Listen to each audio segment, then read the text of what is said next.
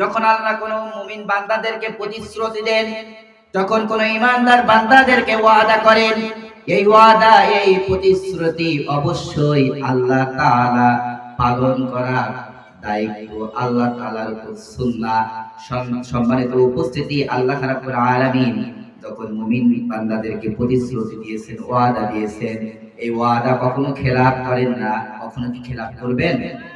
আল্লাহ যে ওয়াদা দিয়েছেন, এই ওয়াদাকে আল্লাহ কখনো খেলাফ করবেন?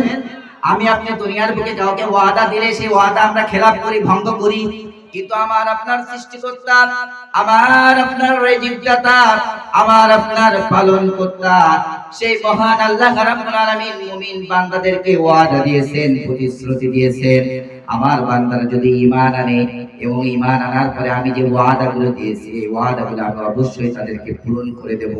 আল্লাহ রাব্বুল আলামিন ৩য় নম্বর আয়াতের ভিতরে বললেন, ইন্না হাদাইনাহুস সাবিলা ইম্মা শাকিরুন ওয়া ইম্মা কাফুরা। জোরে বলেন আল্লাহু আকবার।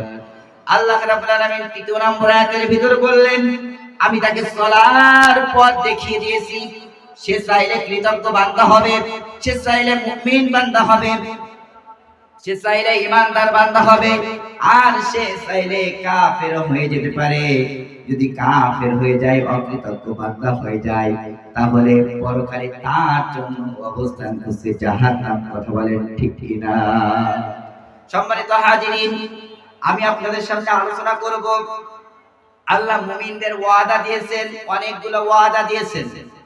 আমি কোরআনুল কারীমে আমি কোট করে প্রায় 24-25 ওয়াদা পেয়েছি, প্রতিশ্রুতি দিয়েছেন মুমিনদেরকে। শুধু মুমিন যারা আল্লাহর উপর ঈমান এনেছে, যারা আল্লাহর কিতাবের উপর ঈমান এনেছে। আমরা তো কেউ আল্লাহকে দেখি নাই, কেউ তো নবীকে দেখি নাই, না দেখে আল্লাহকে আমরা আল্লাহর উপর ঈমান এনেছি। এসব মুমিন ঈমানদারদের জন্য আল্লাহ রাব্বুল আলামিন কোরআনুল কারীমে প্রায় 25 ওয়াদা এনেছেন। আল্লাহ যদি তৌফিক দান করেন, এই ওয়াদা সম্পর্কে আমি আপনাদের সাথে কিছু কথা বলবো ইনশাআল্লাহ। তার আগে আপনি জেনে নিন, যারা ঈমানদার, যারা মুমিন, যারা আল্লাহর উপর যথাযথভাবে ঈমান এনেছে, আল্লাহ তাআলা তাদেরকে সুসংবাদ দিচ্ছেন। সূরা তাওবার ভিতর আল্লাহ রাব্বুল আলামিন বলেন, التائبون العابدون الحامدون السائحون الراكعون الساجدون الآمرون بالمعروف والنهون عن المنكر والحافظون لحدود الله وبشر المؤمنين। জোরে বলেন আল্লাহু আকবার।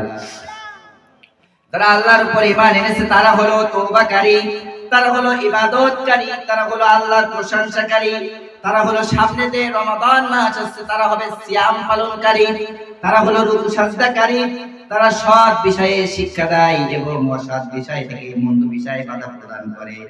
আল্লাহ সীমা সমূহের অর্থাৎ আহকামের সংরক্ষণকারী। আল্লাহ বলছেন তুমি তাদেরকে সুসংবাদ দাও, এসব মুমিনদের জন্যই রয়েছে আমি আল্লাহ তাআলার পক্ষ থেকে জান্নাত। একটু জোরে বলা যাবে না সুবহানাল্লাহ? এসব মুমিনদের জন্যই আল্লাহ তাআলার পক্ষ থেকে রয়েছে জান্নাত। সম্মানিত উপস্থিতি, পর্দার অন্তরালে আমার মা এবং বোনেরা, যদি ঈমানদার, যদি মুমিন বান্দা আমরা হতে পারি, যদি দুনিয়ার বুকে ঈমান নিয়ে আমরা যদি কবরে যেতে পারি, এই ঈমানদার মুমিন বান্দাদেরকে আল্লাহ তাআলা অনেকগুলো ওয়াদা দিয়েছেন। সম্মানিত হাজিরিন, আল্লাহ সুবহানাহু ওয়া তাআলার বড়ত্ব, শ্রেষ্ঠত্বের দিকে লক্ষ্য রেখে আমাদের সামনে অবশ্যই এই ধারণা জন্মানো উচিত যে যখন আল্লাহ কোন মুমিন বান্দাদেরকে প্রতিশ্রুতি দেন, যখন কোন ঈমানদার বান্দাদেরকে ওয়াদা করেন, এই ওয়াদা এই প্রতিশ্রুতি অবশ্যই আল্লাহ তাআলা পালন করার দায়িত্ব আল্লাহ তাআলার উপর। সুন্নাহ সম্মানিত উপস্থিতি, আল্লাহ রাব্বুল আলামিন যখন মুমিন বান্দাদেরকে প্রতিশ্রুতি দিয়েছেন, ওয়াদা দিয়েছেন, এই ওয়াদা কখনো খেলাফ করেন না। কখনো কি খেলাফ করবেন? আল্লাহ যে ওয়াদা দিয়েছেন, এই ওয়াদাকে আল্লাহ কখনো খেলাফ করবেন? আমি আপনি দুনিয়ার বুকে কাউকে ওয়াদা দিলে সেই ওয়াদা আমরা খেলাপ করি, ভঙ্গ করি, কিন্তু আমার আপনার সৃষ্টিকর্তা, আমার আপনার রিজিকদাতা, আমার আপনার পালনকর্তা, সেই মহান আল্লাহ রাব্বুল আলামিন মুমিন বান্দাদেরকে ওয়াদা দিয়েছেন, প্রতিশ্রুতি দিয়েছেন, আমার বান্দারা যদি ঈমান আনে এবং ঈমান আনার পরে আমি যে ওয়াদাগুলো দিয়েছি এই ওয়াদাগুলো আমি অবশ্যই তাদেরকে পূরণ করে দেব।